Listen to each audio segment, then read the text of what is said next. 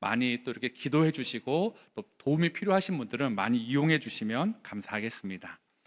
우리 하나님 말씀 다 같이 보도록 하겠습니다. 우리 사무엘상 14장 4절에서 15절 말씀인데요.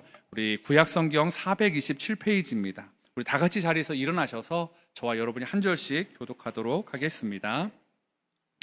4절 제가 먼저 읽겠습니다. 요나단이 블레셋 사람들에게로 건너가려 하는 어기 사이 이쪽에는 험한 바위가 있고 저쪽에도 험한 바위가 있는데 하나의 이름은 보세스요 하나의 이름은 세네라.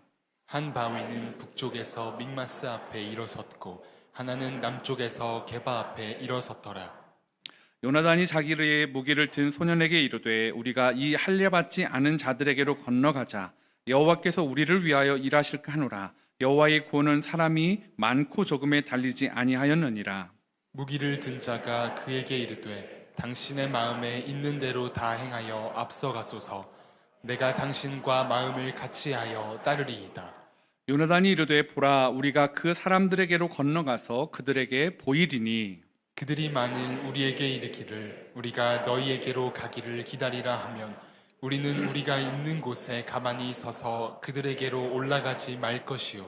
그들이 만일 말하기를 우리에게로 올라오라 하면 우리가 올라갈 것은 여호와께서 그들을 우리 손에 넘기셨음이니 이것이 우리에게 표징이 되리라 하고 둘이 다 블레셋 사람들에게 보임에 블레셋 사람이 이르되 보라 히브리 사람이 그들이 숨었던 구멍에서 나온다 하고 그 부대 사람들이 요나단과 그의 무기를 든 자에게 이르되 우리에게로 올라오라 너희에게 보여줄 것이 있느니라 한지라.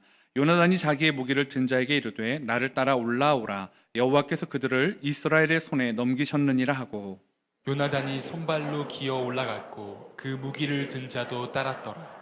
블레셋 사람들이 요나단 앞에서 엎드러짐에 무기를 든 자가 따라가며 죽였으니 요나단과 그 무기를 든 자가 반나절 가리 땅 안에서 처음으로 쳐 죽인 자가 20명 가량이라. 들에 있는 진영과 모든 백성들이 공포에 떨었고 부대와 노략군들도 떨었으며 땅도 진동하였으니 이는 큰 떨림이었더라. 아멘. 자리에 앉아주시기 바랍니다. 혹시 영화 명량을 보신 분들이 있으신가요? 이 명량해전 이순신 장군과 이 일본 수군과의 전투를 배경으로 한 영화인데요. 이 조선 수군은 12척 그리고 일본은 그의 몇 배가 달하는 배를 가지고 이제 이 전투를 준비하고 영화상에서는 그 전투를 풀어나가는 것들을 보여주고 있습니다. 그만큼 어떤 함선의 숫자가 너무 많이 차이가 나기 때문에요. 이순신 장군과 조선 수군의 이 절박한 상황이 영화 안에 잘 묘사가 되어져 있었습니다. 근데 이제 숫자적으로 너무 많은 차이가 나다 보니까 매우 불리한 상황이어서요. 이 전쟁을 앞두고 상대적으로 이 승리에 대한 기대감보다는 이 패배에 대한 두려움이 훨씬 더 이 조선 수군을 사로잡고 있는 것을 영화에서는 보여주고 있는데요. 근데 이 두려움을 극복하지 못하면 전쟁이 시작하기도 전에 이미 다 패한 그 마음들이 있었기 때문에 굉장히 어려운 상황들을 묘사하고 있더라고요. 근데 이런 두려움이 가득한 상황을 이 이순신 장군님이 어떻게 이 역전시킬까를 고민하다가 이제 아들과 이런 이야기를 하는 장면이 나옵니다. 만일 두려움을 용기로 바꿀 수만 있다면 그 용기는 100배, 1000배 큰 용기로 배가 되어 나타날 것이다. 되게 멋진 말 아닙니까? 용기를 극복할 수만 있다면 100배, 1000배 큰 용기가 돼서 우리가 이길 수 있다라는 거죠. 근데 문제는 어떻게 했냐라는 거죠. 12척밖에 없는데 말입니다. 그래서 아들이 반문합니다. 허나 아버님, 극한 두려움에 빠진 저들을 어떻게 그런 용기를 바꿀 수 있단 말입니까? 도저히 용기가 생기지 않을 만큼 두려운 상황이었거든요. 그러자 이순신 장군이 이렇게 대답하죠. 죽어야겠지, 내가. 그러면서 이제 영화에서는 이 두려움에 빠진 이 12척과 일본 수군의 이 전투 장면으로 전환이 됩니다. 그런데 문제는 이 12척이 한마음 합심해가지고 싸워도 뭐 이길까 말까인 상황에서 대장선, 이순신 장군이 탄 그 대장선만 앞으로 나가고 나머지 11척은 도저히 요지부동이었다라는 것입니다.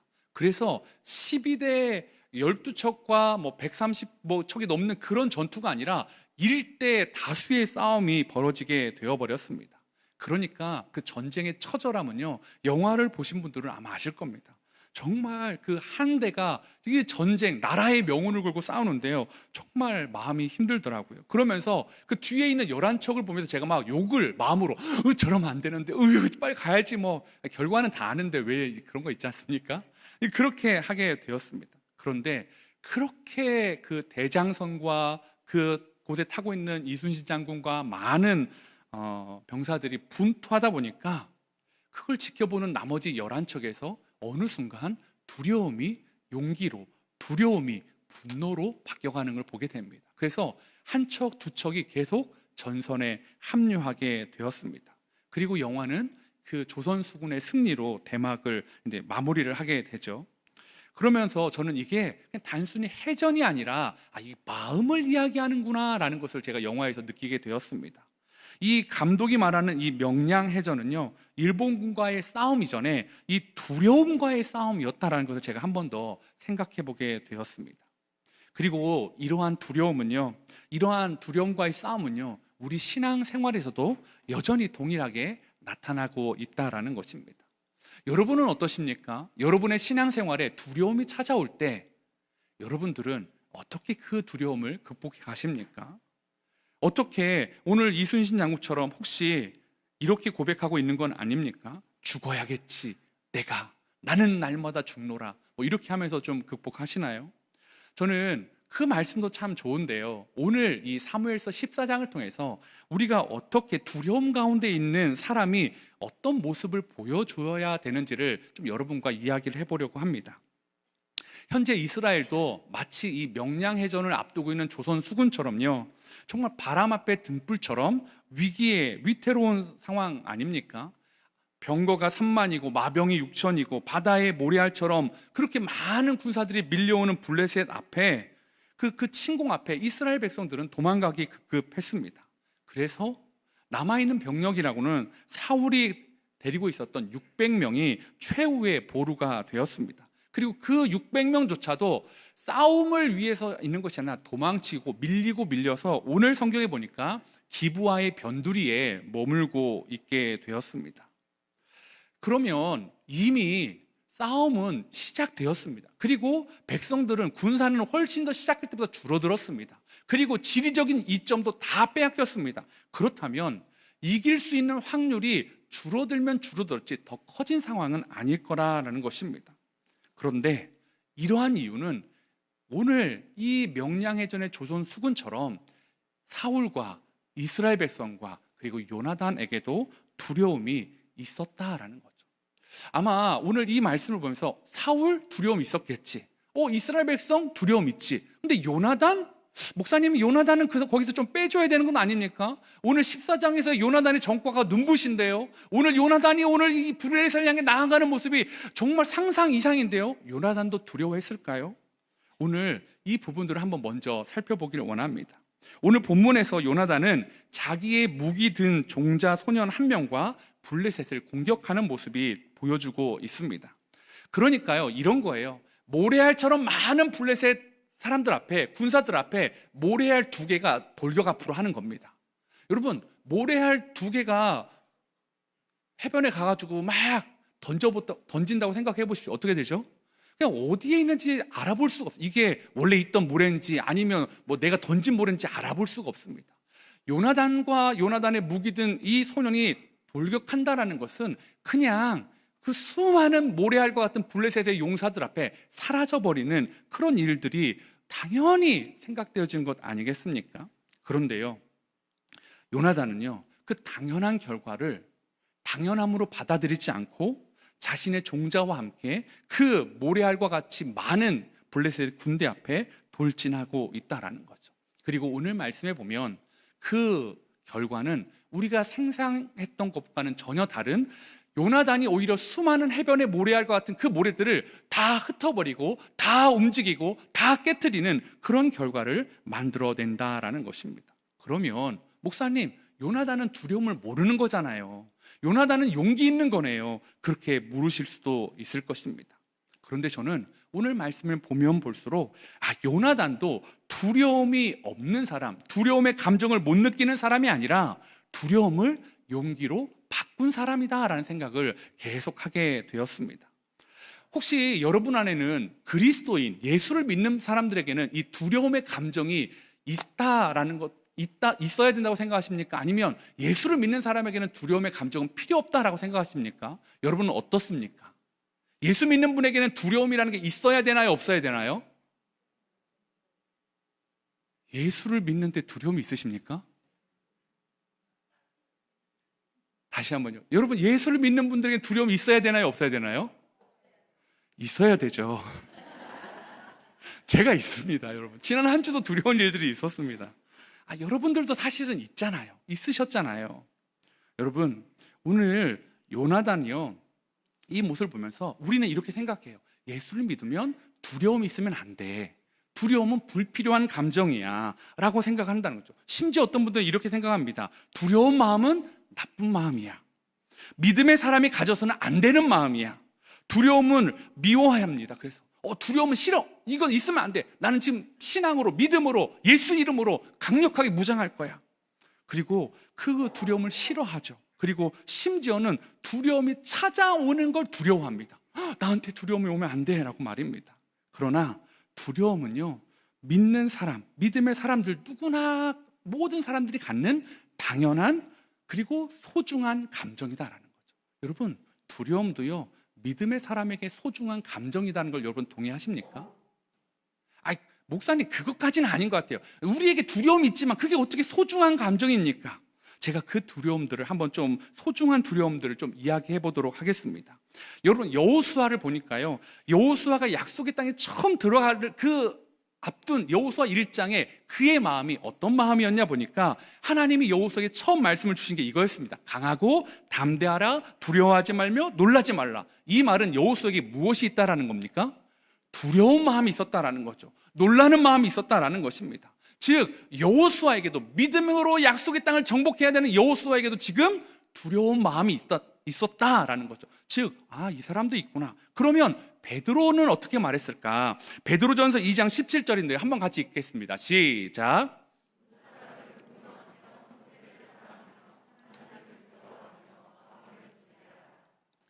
베드로가 뭐라고 말합니까? 하나님을 두려워하라고요. 너희는 두려워하는 마음을 가져라 라고 사실은 권면하고 있다라는 거죠. 여러분, 우리 예수 믿는 우리 안에도요, 이 소중한 두려움의 마음들이 있어야 되고요, 때로는 소중하지 않은 것 같은 두려움의 마음도 있을 수 있습니다. 그래서 이 두려움을 이렇게 한번 나눠보시면 어떨까요? 긍정적인 두려움과 부정적인 두려움으로 말입니다. 긍정적인 두려움이 주는 유익이 무엇일까요? 긍정적인 두려움, 두려움을 긍정적으로 여길 때 우리가 안전함을 누립니다. 칼을 볼 때 위험한 거, 두려운 거, 그래서 우리가 조심할 때 안전을 얻게 되죠. 또 성경에 많은 사람들이 어땠습니까? 하나님을 두려워할 때 그 사람들이 죄에서 떠나가게 되고 하나님 앞에 돌아오고 하나님의 말씀대로 살아가는 놀라운 축복을 누리지 않았습니까? 반면에요, 이 부정적인 두려움은요, 사소한 것에도요 두려움을 갖게 만들어요. 사실 현상은 요만한데 두려움을 엄청 크게 만들어서 그 정도까지 아닌데 우리를 벌벌 떨게 만듭니다. 그리고 때로는요, 이 두려움을 너무 작게 여기는 거예요. 그래서 사람이 무모하게 한다든지 아니면 교만하게 만드는 일들도 그런 위험성을 가지게도 한다라는 것입니다. 그럼에도 불구하고 두려움은요, 이런 유익과 불편한 점이 있음에도 불구하고 분명히 우리에게 매우 소중하고 중요한 감정이다라는 것입니다. 다시 한번요, 여러분, 이 두려움, 소중한 감정은 예수님을 믿으면 사라집니까? 안 사라집니까? 안 사라진다라는 거죠.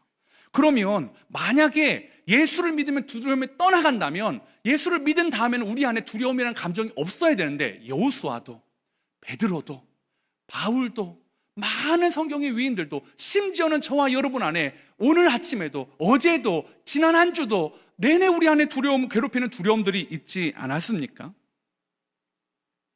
그래서요, 여러분, 우리 안에 이 두려움을 어떻게 바라봐야 될까요?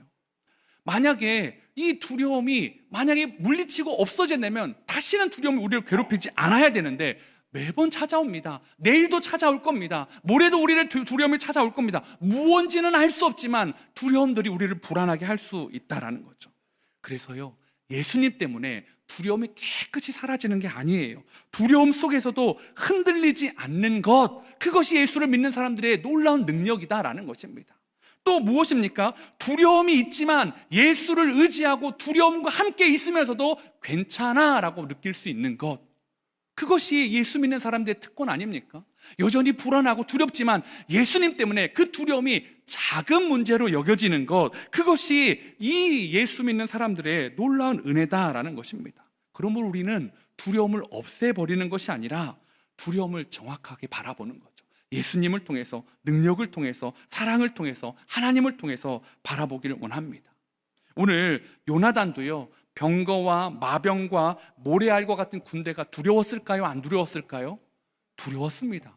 요나단이 무슨 피부가 무슨 철갑상어도 아니고 이렇게 긁히면 상처 납니다. 창에 찔리면 피가 나고요, 죽습니다. 몽둥이에 맞으면 아픕니다. 힘든 일을 하면 다리가 땡기고요. 막 그런 사람이 요나단이었습니다. 그런데요, 요나단은요, 그런 두려움 앞에서, 병거와 마병과 수많은 모래알과 같은 병사들 앞에서 그가 왜 괜찮았습니까? 두려웠는데 왜 괜찮게 됐을까요? 왜 두려웠는데 적진을 향해 돌진할 수 있었을까요? 하나님 때문이었다라는 것입니다. 하나님 때문에 두려움이 용기로 바뀌어 버렸습니다. 그렇다면 우리가 두려움을 용기로 바꾸기 위해 해야 될 일이 무엇일지 이 몇 가지를 한번 여러분과 나눠보기를 원합니다. 두려움을 용기로 바꾸기 위해 하나님과 밀착하십시오.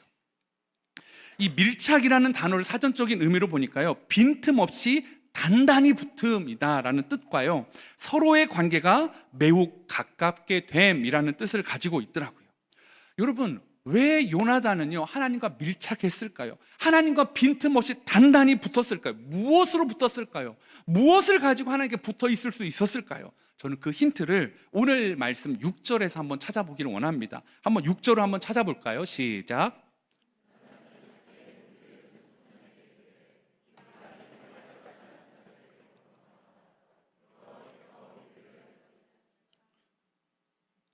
여호와의 구원은 사람의 많고 적음에 달리지 아니하였느니라. 아멘.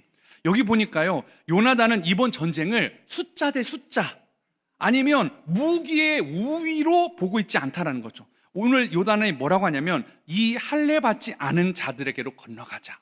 즉 할례 받은 자와 할례 받지 않은 자가 싸우는 거예요. 블레셋과 이스라엘이 싸우는 거지만 사실은 더 엄밀하게는 할례 받은 자와 할례 받지 않은 자의 싸움이다라는 거죠. 여러분, 할례라는 게 무엇입니까? 하나님이 아브라함에게 약속해 주신 언약의 상징입니다. 아이가 태어나면, 남자아이가 태어나면 태어난 지 8일 만에 그 성기의 표피를 제거하라라고 말씀하셨습니다. 그것은 단순히 육체 안에 흠집을 내는 것이 아니라 그것은 나의 언약이, 내가 너와 함께함이, 너가 나의 백성임을 약속하겠다라는 표징이었다라는 거죠. 특별한 약속의 증거였습니다. 내가 너와 함께하겠다. 너는 말씀을 붙잡은 자, 나는 너와 언약한 하나님이고 너는 언약이 있는 나의 백성이다라는 거죠. 즉 이 전쟁은 블레셋과 이스라엘의 전쟁이 아니라 하나님의 말씀을 가진 자와 말씀이 없는 자의 싸움이었다라는 거죠. 여러분, 하나님의 말씀을 믿음으로 요나단은요 두려움을 물리치고 있다라는 거죠. 두려움을, 괜찮아, 나에게는 하나님의 말씀이 있잖아. 어쩌면 그 마음 가운데도 병거는, 마병은, 모래알처럼 많은 군대는, 그런 생각이 드러났을 거예요. 생각이 들었을 겁니다. 그때마다 괜찮아, 나는 하나님의 말씀이 있어, 나는 하나님의 언약이 있는 사람이야. 여러분, 하나님과 밀착되기를 원하십니까? 어떻게 해야 될까요? 말씀을 가까이 하십시오. 말씀을 통해서 우리는 이 할례 받은 자, 언약의 백성들, 이것을 통해 요나단이 그 전쟁을, 두려움을 용기로 바꿔내고 있다라는 것입니다. 완전히 예수 그리스도와 하나님과 밀착되기를 원하십니까? 말씀을 펴십시오. 말씀을 읽으십시오. 말씀을 붙잡으십시오. 말씀에 순종하십시오. 무엇보다 말씀을 믿으십시오. 그럴 때 요나단은 너무나 분명한 열쇠에 놓였지만 자신과 이스라엘을 위해 일하실 것을 믿고 나아갈 수 있었다라는 것입니다. 오늘 사무엘상 14장 아까 6절을 읽었는데 그 뒷부분은 이렇습니다. 여호와께서 우리를 위하여 일하실까 하노라. 여호와의 구원은 사람의 많고 적음에 달리지 아니하였느니라. 하나님이 일하실 때요, 사람의 많고 적음이 아니었어요. 하나님의 약속이 있으니까 이제 숫자는 중요하지 않게 되었습니다. 하나님이 함께 하시면 승리할 수 있다라고 말하고 있다라는 거죠. 그런데요, 이게 요나단만의 고백일까요? 아니었습니다. 요나단 다음에 하나님과 굉장히 밀착된 사람 한 사람이 등장합니다. 그리고 사무엘서에 어쩌면 주인공이 등장하죠. 그게 누굽니까?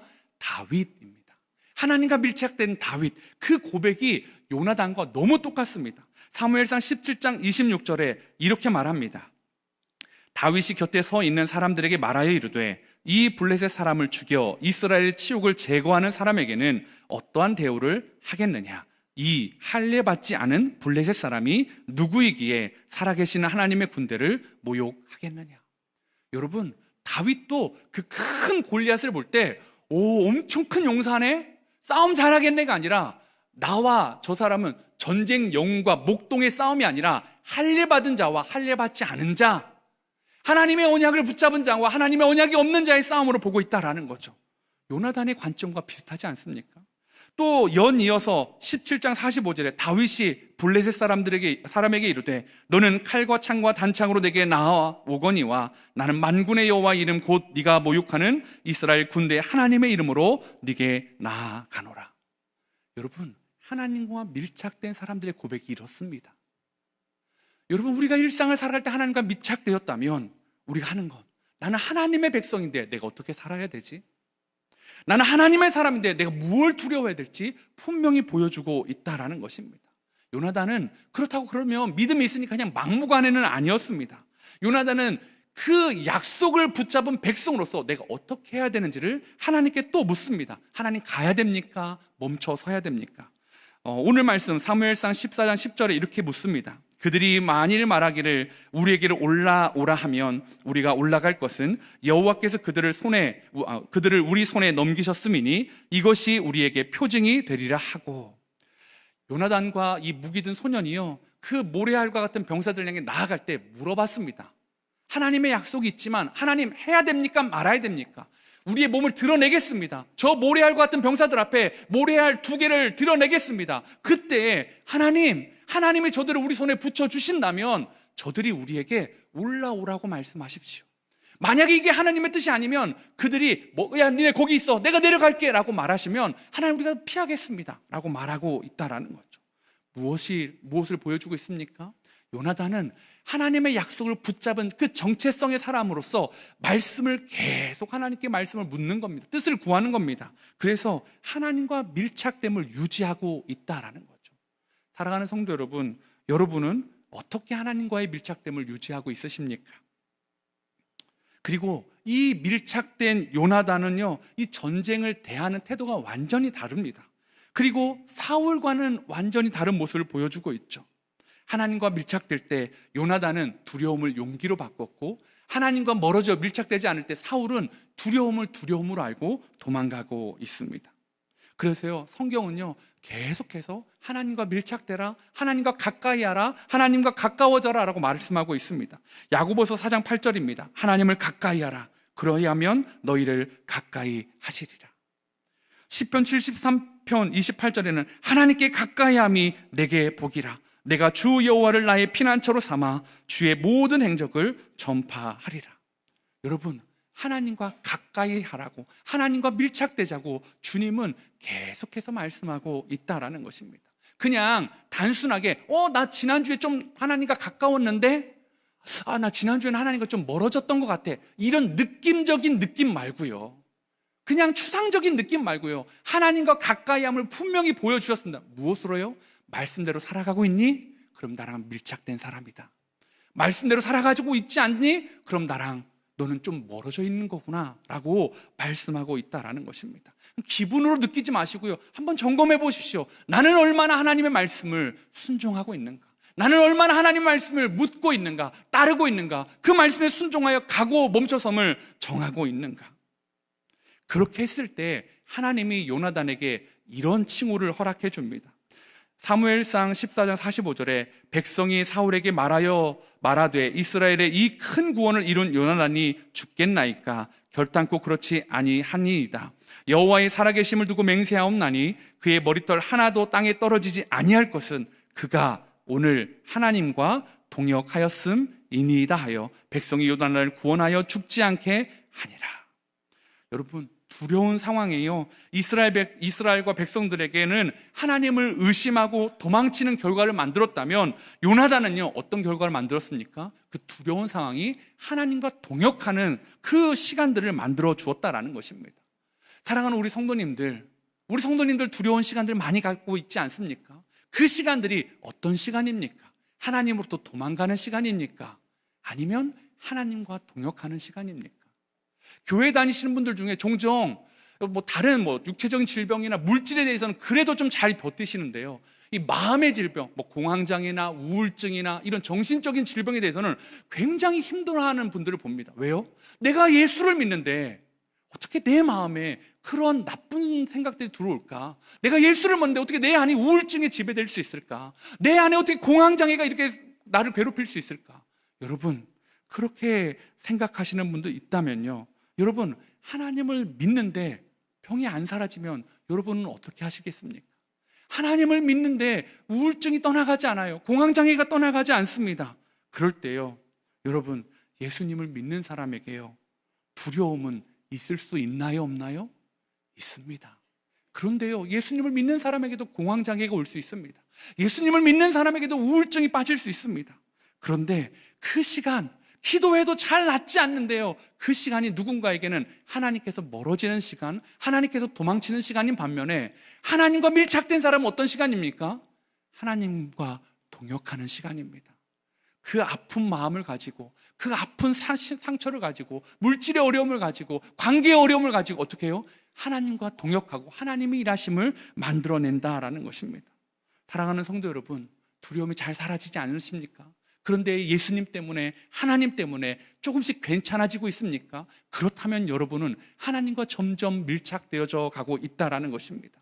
하나님 때문에, 하나님을 의지함으로 흔들림이, 요동침이 점점점 줄어들고 있으십니까? 그러면 여러분의 그 모습도 너무나 좋은 모습이십니다. 사랑하는 성도 여러분, 하나님과 밀착되어 있지만 요나단도 두려웠습니다. 그러나 그 두려움을 하나님과 동역함으로 발전시켰던 것처럼 저와 여러분이 우리 안에 있는 두려움을 하나님과 동역함으로 사용할 수 있는 은혜의 사람이 되기를 소망해 봅니다. 두려움을 용기로 바꾸기 위해 두 번째는요, 해야 하는 일이 무엇인지를 정확하게 알아야 된다라는 것입니다. 작년 이 크리스마스 당일 아침이었습니다. 안타까운 뉴스가 인터넷에 떴었는데요, 서울 도봉구 방학동의 이 고층 아파트에서 이 3층에 화재가 발생하는 일이 있었습니다. 그런데 이 불이 너무 거세서 그런지 이 4층에 사는 분이셨나 봐요. 이 33세의 젊은 가장이 이 생후 7개월 된 둘째 딸을 안고요, 4층에서 뛰어내렸습니다. 그런데 이 7개월 된 이 둘째 딸을 안고 뛰어내렸는데 참, 아빠는 죽고 아이는 살렸어요. 여러분, 이 아빠가요, 4층에서 뛰어내릴 때 두려움이 있었을까요, 없었을까요? 있었습니다. 있었을 거예요. 연기가 차오르고 불이 막 4층으로 넘어오고, 그래서 할 수 있는 건 지금 그나마 가장 내가 할 수 있는 선택 중에 제일 좋은 건 뛰어내리는 거예요. 4층에서요. 여러분, 4층에서 뛰어내리는 거 생각해 보십시오. 죽을 수 있는 확률이 훨씬 더 높지만 그럼에도 불구하고 이걸 해야지만이 그나마 살 수 있는 확률이 있어서 아이를 살릴 수 있겠다 싶어서 아이를 안고 뛰어내렸습니다. 두려웠을 거예요. 무서웠을 거예요. 결과도 어떻게 보면 확률로 보면 50%의 성공이에요. 그러나 이 아빠에게는 내가 두렵지만 해야 되는 일이었습니다. 사랑하는 성도 여러분, 요나단도 그랬습니다. 요나단도 두려웠습니다. 요나단도 마음이 무너졌을 겁니다. 요나단도 겁이 났을 겁니다. 그럼에도 불구하고 해야 되는 일이 무엇인지를 정확히 알았습니다. 동굴로 숨고 요단강을 건너서 피하는 것이 아니라 하나님의 백성, 할례받은 자, 하나님의 약속으로 블레셋과의 전투에 나왔으면 해야 되는 일, 하나님께 묻고 하나님께 뜻을 따라 나아가는 것이 요나단은 해야 되는 걸 정확히 알고 있었다라는 것입니다. 반면에요, 사울은요, 그렇지 않았습니다. 오늘 본문 18절에 보니까 사울이 아히야에게 이르되 하나님의 궤를 이리로 가져오라 하니 그때 하나님의 궤가 이스라엘 자손과 함께 있음이니라. 겉모습을 보면 되게 잘한 것 같아요. 하나님께 묻는 거잖아요. 하나님께 궤를 가져오라고 한 거잖아요. 그런데요, 이 모습이 얼마나 미신적이고 하나님의 괴를 부적처럼 여기는지가 바로 다음 절 19절에도 등장하고 있습니다. 뭐라고 하냐면요, 지금 이 하나님의 괴를 가져와서 점쳐보자는 거예요. 하나님 어떻게 한 뜻을 물어보자는 거예요. 그랬는데요, 19절에 보니까 사울이 제사장에게 말할 때에 블레셋 사람들의 진영의 소동이 점점 더한지라. 누구 때문에요? 요나단과 그의 무기 든 자 때문이에요. 그래서 사울이 어떻게 했습니까? 하나님께 뜻을 묻는 걸 멈춰버립니다. 사울이 제사장에게 이르되 내 손을 거두라 하고. 여러분, 사울이 지금 중요한 건 뭐예요? 하나님의 뜻이 아니에요. 하나님의 뜻이 중요해서 언약궤를 가져오라고 했던 게 아니에요. 뭔가 돌파구가 필요한데 없으니까 언약궤라도 부적처럼 가져오라고 했던 거예요. 물으려고 하는데 그 진영에 소동이 나니까 묻는 거 그만두는 거예요. 지금 이 좋은 기회를 살려야 된다라고 생각하고 나아가고 있다라는 것입니다. 여러분, 이 사울에게는 하나님과의 밀접한 관계가 없어서 엉뚱한 일을 계속하고 있습니다. 그러면서요, 또 실수를 합니다. 뭐라고 하냐면, 이 전쟁을 하면서 백성들이, 군사들이 힘이 있어야 돼요. 600명이 싸워야 되는데요, 그 숨어있는 사람도 나중에 나오긴 하지만 그들이 싸우려면 힘이 있어야 되는데요, 먹는 걸 금해버립니다. 여러분, 이 싸움을 하려면 힘이 있어야 싸우죠. 이게 칼싸움도 이게 곡괭이나 몽둥이를 들고 휘두르는 것도 이게 힘이 있어야 되잖아요. 얼마나 모래 같은 사람들을 무찌르려면 얼마나 많이 휘둘러야 되겠어요. 그런데요, 먹지 말래요. 그러다 보니까 나중에 이 이스라엘 백성들이 어떻게 합니까? 핏째 고기를 뜯어 먹습니다. 피 있는 음식을 먹지 말래도 하나님의 말씀을 어기고요. 그래서 그 일로 인해서 백성들이 죄를 짓게 만들고요, 심지어는 하나님께서 주신 승리의 기회를 완벽하게 이룰 수 있는 기회를 날려버리고 말았다라는 것입니다. 그리고 마지막에 사울의 행보를 보십시오. 오늘 14장의 맨 마지막 52절입니다. 사울이 사는 날 동안에 블레셋 사람과 큰 싸움이 있었으므로 사울이 힘센 사람이나 용감한 사람을 보면 그들을 불러 모았더라. 여러분, 사울이 뭐 했다고요? 하나님께 기도했더라. 하나님께 물었더라. 하나님을 찾았더라. 하나님의 말씀을 붙잡았더라. 이스라엘 초대왕은 이런 위대한 사람이었더라. 이스라엘 초대왕은 하나님과 동행했더라. 하나님과 밀접했더라. 하나님이 원하셨던 하나님의 나라가 무엇인지를 명확히 알았다가 아니라 세상의 왕들이 하는 일들이잖아요. 힘센 사람, 용감한 사람을 보면 그들을 불러 모았대요. 불안하니까요. 두려움 이겨보려고 힘센 사람, 용감한 사람 자기 옆에 다 뒀습니다. 그랬더니 두려움이 떠나가던가요? 아니요, 악신에 들리고요. 그들보다 더 힘세고 용감한 골리앗이 등장하면 어떡합니까? 다 필요 없는 거죠. 여러분, 사울이 했던 건 무엇입니까? 힘세고 용감한 사람을 모으는 것이 아니라 하나님을 붙잡는 것이었습니다. 하나님께 밀착되어야만 했다라는 것입니다. 그래서요, 오늘 이 말씀을 좀 정리하면서요, 저는 오늘 여러분에게 있는 두려움은 무엇인지 조심스럽게 여쭙고 싶습니다. 예수를 믿는데도 여러분을 괴롭히는 두려움은 무엇입니까? 기도를 하는데도 여러분에게 떠나가지 않는 두려움이 무엇입니까? 여러분, 그럴 수 있습니다. 여러분의 신앙이 잘못된 게 아닙니다. 오늘 성경이, 요나단이 보여주는 우리의 두려움의 문제는 예수를 믿으면 깨끗이 사라져서 두려운 감정을 다 도려내고 막 돌진하는 그런 무모한 신앙이 아니라, 두렵지만 그 두려움을 이기고 한 걸음 내디딜 수 있는, 말씀을 붙잡고 나아갈 수 있는 그런 신앙이 우리에게 주신, 하나님이 주신 그 마음이고 신앙이다라는 것입니다. 오늘 저와 여러분에게 두 가지 길이 놓여져 있습니다. 하나는요, 두려운 상황 가운데 사울의 모습을 택하는 사울의 길입니다. 그리고 또 하나는 요나단의 길입니다. 여러분은 어떤 길을 택하시겠습니까? 여러분의 오늘 당장 이 교회 문을 나가고 여러분과 마주쳐야 되는 두려움 가운데 여러분은 사울처럼 용감한 사람, 힘센 사람을 모으시며 살아가시겠습니까? 아니면 요나단처럼 하나님과 밀접한 관계, 말씀을 붙잡고 내가 어떤 자인지, 내가 그리스도인으로서 어떻게 살았는지 기억하면서 그 목적에 맞는 삶을 살아가시겠습니까? 바라기는 저와 여러분이요, 정말로 그리스도인으로서 하나님과 밀접하면서 하나님의 말씀대로 살아가는 일에 최선을 다해서 두려움을 괜찮게 여겨질 수 있도록, 두려움을 하나님과 동역하는 하나님의 기회로 여길 수 있는 믿음의 사람 되시기를 소망해 봅니다. 우리 시간에 우리 한번 이 말씀 생각하시면서, 주님 나를 부르시니 두려움 없이 배에서 나아가리라. 주님 나를 부르시니, 주님 내게 오라 하시니 어떻게 해요? 무리를 걷는 겁니다. 베드로도 두려웠을 거예요. 주님께 시선을 고정하고 폭풍우 치는 그 바다를 향해 배에서 한 걸음 내딛습니다. 오늘 저와 여러분의 이 신앙의 고백이 있는 이 찬양이 되기를 원합니다. 우리 함께 찬양하시겠습니다. 주님 나를 부르시니